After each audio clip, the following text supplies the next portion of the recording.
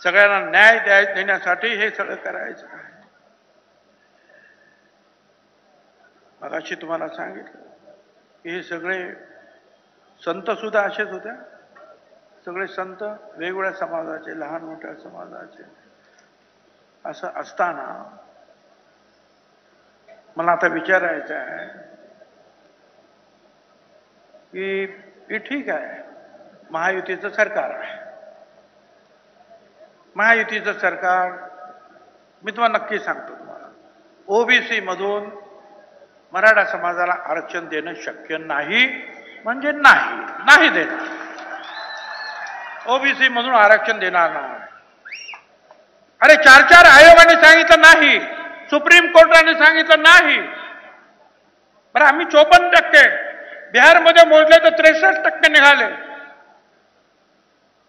हे बाठिया कमिशन वगैरे मी मानत नाही. घाईने जे आहे त्यावेळेला खानविलकर नावाचे जज बसले होते सुप्रीम कोर्टात, 15 दिवसातच करा, एम्पिरिकल डाटा आणा, नाहीतर निवडणुका घ्या. आणि 92 नगरपालिकांचे इतर निवडणुका घेतले, एक सुद्धा ओबीसी नाही. आणि म्हणून घाईने जे काय करायचं ते आम्ही केलं. पण आम्ही 54% पेक्षा जास्त मोजा. आणि 54%ला 27% आरक्षण दिलं. आणि आरक्षण भरलं किती? सगळं भुजबळांनी खाल्लं म्हणतात. अरे 27% आरक्षणासमोर सरकार म्हणतं फक्त 9.5% आरक्षण आमचं भरलंय. आमचा बॅकलॉग किती आहे?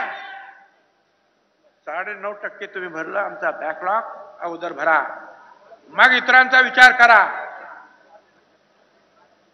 आम्ही सांगतो वेगळं आरक्षण द्या ना, आमचा सपोर्ट आहे, घ्या तुमचं वेगळं आरक्षण. पण नाही, इथेच घेणार, याच्यातच घेणार. कशासाठी घेणार? मला त्यांना विचारायचं. विचारा, महाविकास आघाडीच्या लोकांना विचारा ना. म्हणजे आमचे तर हे महायुतीचे आम्ही सांगितलं तुम्हाला. मग शिंदे असतील, फडणवीस असतील किंवा अजितदादा असतील, ओबीसीला धक्का लावणार नाही म्हणून सांगितलेलं आहे. तुम्हाला ओबीसी म्हणून आरक्षण पाहिजे मराठा समाजाला, विचारा शरद पवार साहेबांना, विचारा उद्धवरावजी ठाकरे यांना, विचारा ना काँग्रेस पक्षाच्या पुढाऱ्यांना. देणार तुम्ही? मग तुम्ही फक्त जे आहे काम मला आणि आम्हाला टार्गेट करता. जर तुम्हाला कोणीच देणार नाहीये, सांगावं त्यांनी.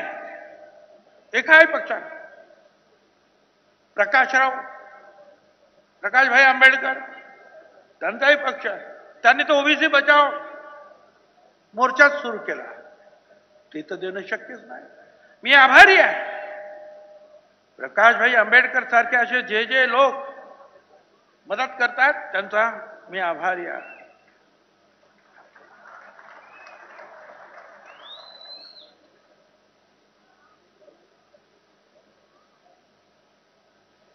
मुस्लिम आरक्षण, मी मुस्लिम आरक्षण देणार. कोण सांगतो? हा नवा पुढारी सांगतो. त्याला म्हणावं, अरे 20-25 वर्षापूर्वीच फार मोठे कलाकार दिलीप कुमार हे विलासराव देशमुख आणि माझ्याकडे आले आणि मला सांगितलं, भुजबल जी आप अगर माली है, आपको आरक्षण है, मैं तो बागवान हूं, माली और बागवान तो एक ही है, जब तुमको आरक्षण है तो मुझे क्यों नहीं है? मैं बोला जरूर दूंगा. आणि मग त्यानंतर आम्ही आरक्षण दिलं.